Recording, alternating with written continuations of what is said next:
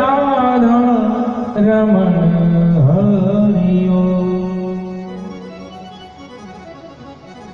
व्यास जी लिखते हैं भागवत में कि राधा भक्ति हरि ज्ञानम ताभ्याम याम च समन्विता ताम श्रीं भागवतीं गाथां वंदे युगलरूपिणम्। भागवत में जो भक्ति का निरूपण होता है वह साक्षात श्री राधा स्वरूप होता है। हे राधा भक्ति हरि ज्ञानम ताभ्याम या च समन्विता। यहाँ ज्ञान की जब चर्चा होती है तो वह श्री कृष्ण का स्वरूप तत्व है, और भक्ति की जब चर्चा होती है तो भगवती किशोरी श्री राधा जी का स्वरूप भक्ति है। तो राधा भक्ति हरि ज्ञानम ताभ्याम या च समन्विताम और ताम श्रीं भागवतीं गाथाम वंदे युगल रूपिणम्। ये भागवत कथा जो है ये साक्षात श्री कृष्ण और श्री राधा जी का युगल स्वरूप ही है, शब्दमय स्वरूप है। इसलिए हम लोगों का बड़ा बड़ा भाग है जो इस भगवती पावनमयी श्रीमद् भागवत कथा के श्रवण करने के लिए। नहीं तो आज कलयुग, घोर कलयुग, आज विशुद्ध कथा के कहने वाले भी दुर्लभ और विशुद्ध श्री कृष्ण राधा रस के श्रवण करने वाले, समझने वाले भी किंचित दुर्लभ ही पाए जाते हैं। इसलिए हम सबका परम सौभाग्य है। भगवान को बहुत बहुत धन्यवाद करते हुए प्रवेश करते हैं। कल तक हमने महात्मा परीक्षित जी का जन्म सुना। हस्तिनापुर में परीक्षित जी का जन्म होता है और द्वारिका से भगवान श्री कृष्ण पधारते हैं छोचक लेके, मामेरा लेके। कुछ दिन रहे, परीक्षित जी का नामकरण किया। हे परहित इक्षितः इति परीक्षितः, जो अपने जीवन में परोपकार के सिवा और कुछ करेगा नहीं, अपने लिए कुछ नहीं करेगा, जो भी करेगा सो दूसरों के लिए करेगा। इसलिए परहित इक्षितः इति परीक्षितः, जिसकी इच्छा मात्र परहित की होगी, परोपकार की। और भागवत का तो सार ही है यह कि परोपकाराय पुण्याय ओ पापाय परपीडनम। का परोपकार क्या है? तो का परोपकार ही पुण्य है, और पाप क्या है?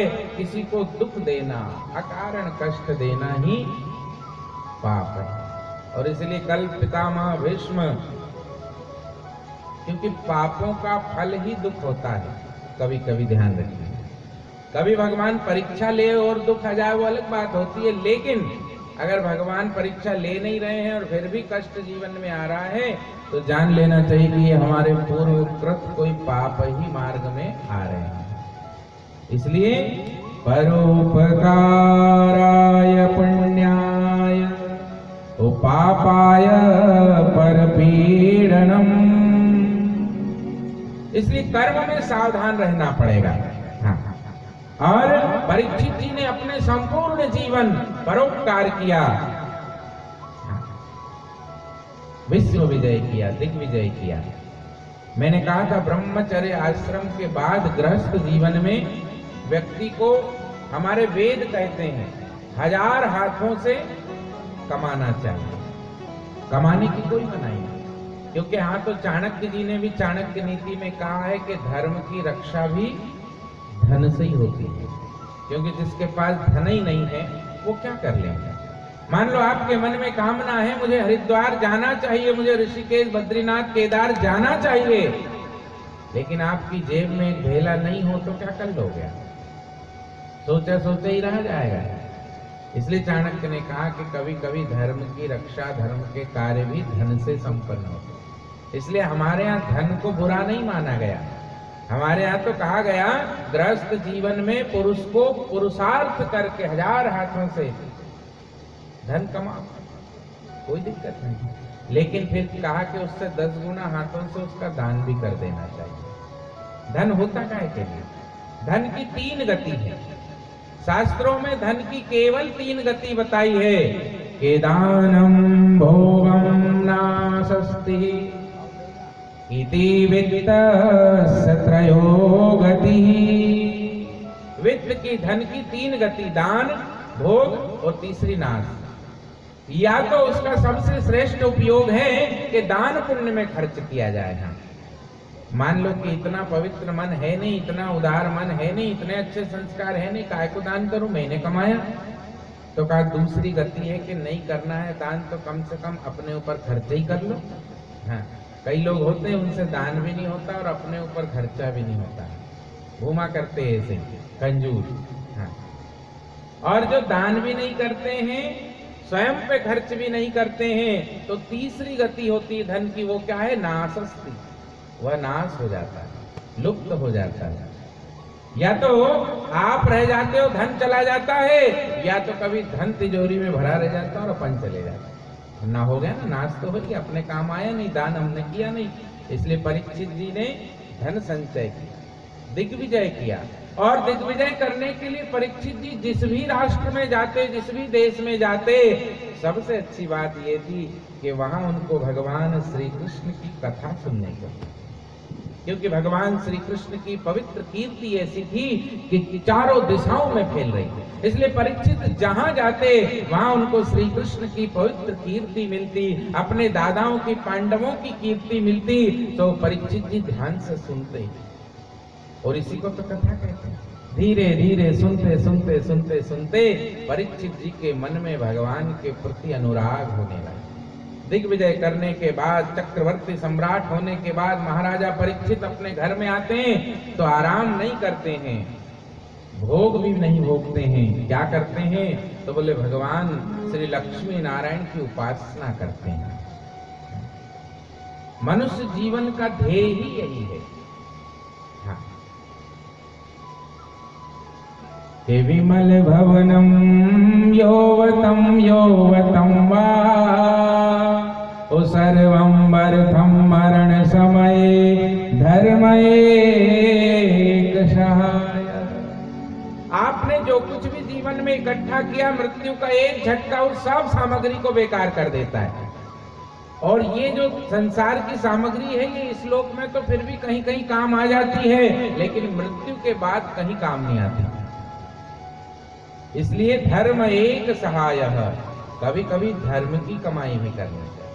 धन की कमाई की कोई मनाही नहीं है हमारे यहाँ कहा, लेकिन धर्म की कमाई भी, क्योंकि सर्वम व्यर्थम मरण समय धर्म एक सहाय।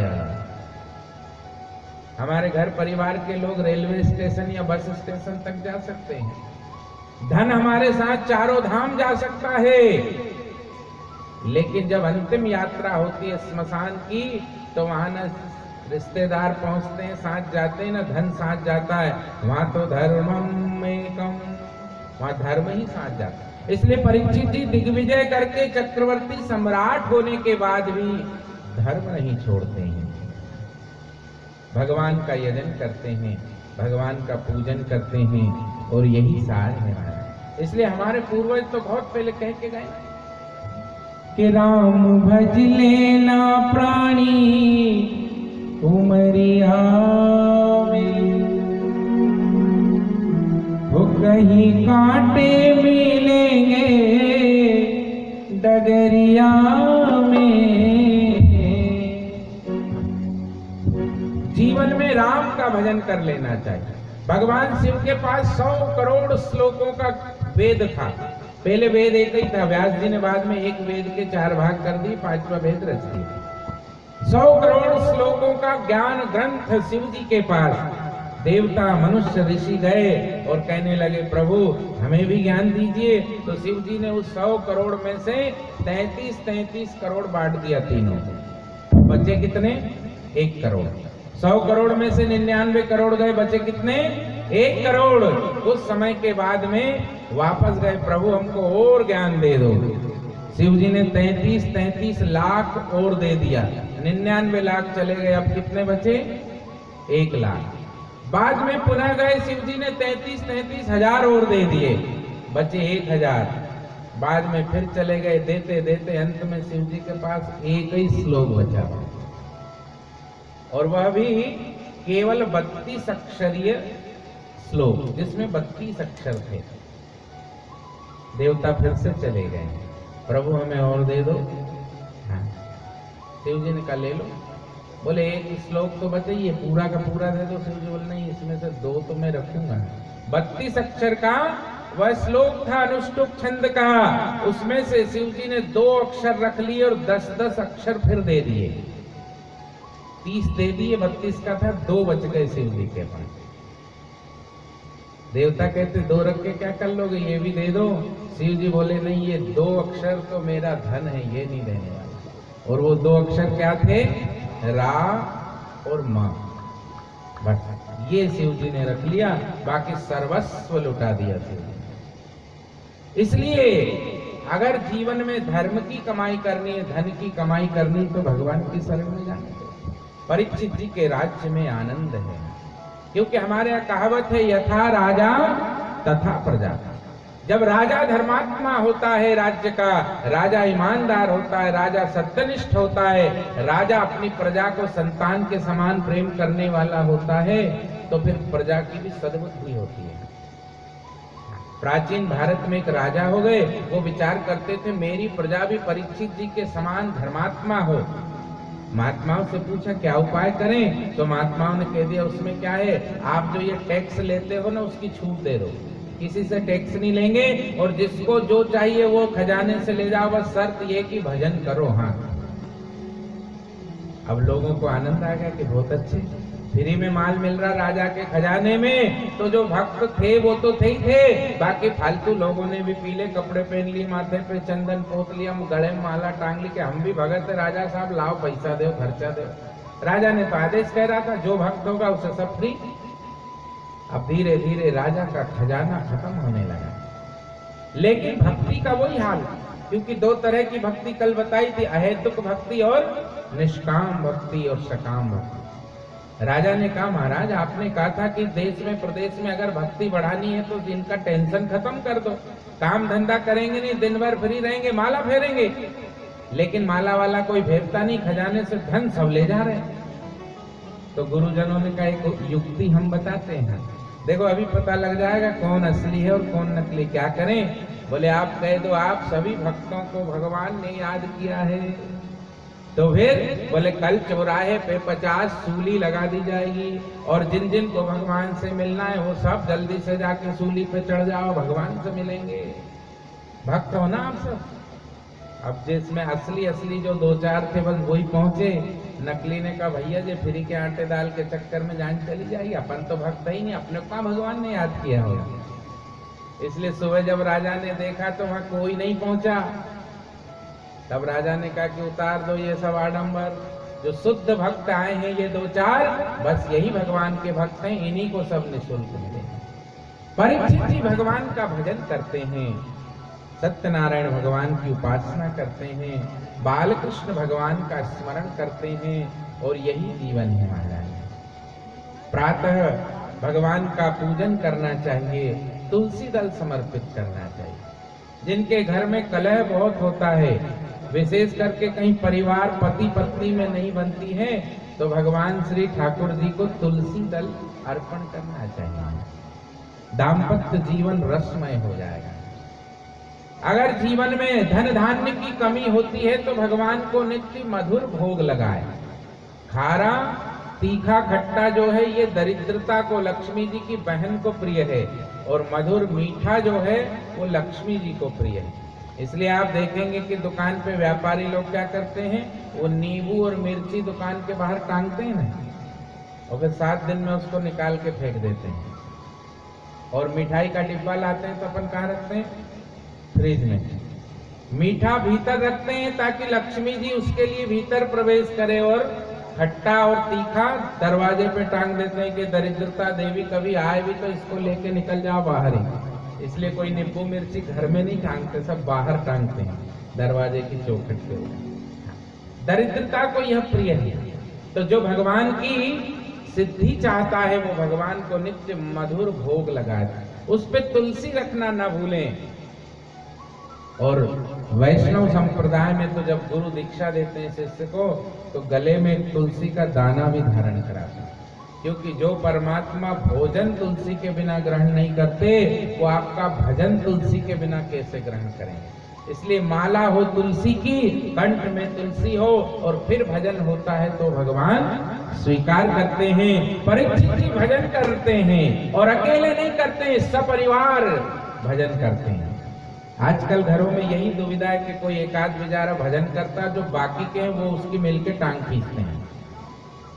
इसलिए मिल करके भजन करना चाहिए। गुरु नानक ने तो यहाँ तक कहा कि साधु जना संग मिल हरि जस गाइए, अर्थात जब हम सामूहिक भजन करते हैं तो एक विशेष तुमूल ध्वनि निकलती है और वह ध्वनि लोक लोकांतर तक जाती है। इसलिए कि मेरा आपकी कृपा से सब काम हो रहा है, मेरा आपकी कृपा से सब काम हो रहा है, मेरा आपकी कृपा से सब काम हो रहा है, मेरा आपकी कृपा से सब काम हो रहा है। करते हो तुम कन्हैया मेरा नाम हो रहा है, करते हो तुम कन्हैया मेरा नाम हो रहा है,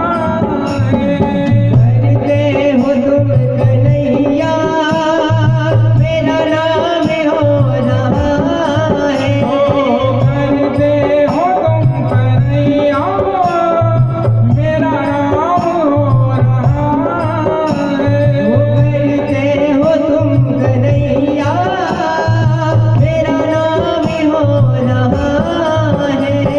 मेरा आपकी कृपा से सब काम हो रहा है, मेरा आपकी कृपा से सब काम हो रहा है।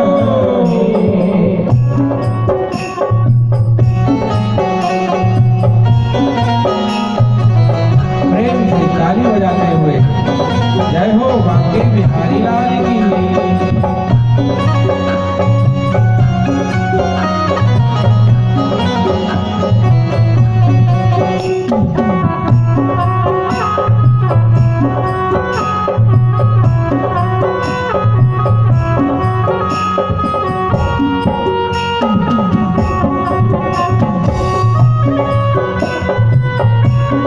जय हो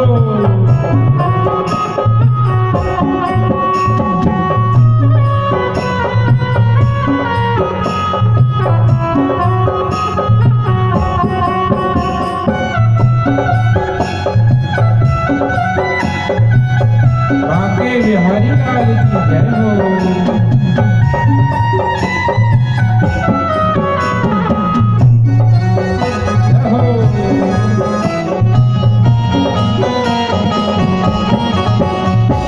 पतवार के बिना ही मेरी नाव चल रही है, परिवार के बिना ही मेरी नाव चल रही है, ओ पतवार के बिना ही मेरी नाव चल रही है, परिवार के बिना ही मेरी नाव चल रही है।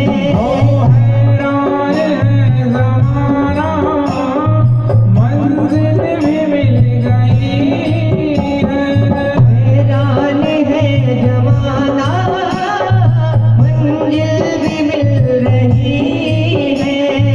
करता नहीं मैं कुछ भी, करता नहीं मैं कुछ भी, ये कमाल हो रहा है, करता नहीं मैं कुछ भी, ये कमाल हो रहा है। ओ करता नहीं मैं कुछ भी, ये कमाल हो रहा है, करता नहीं मैं कुछ भी, ये कमाल हो रहा है।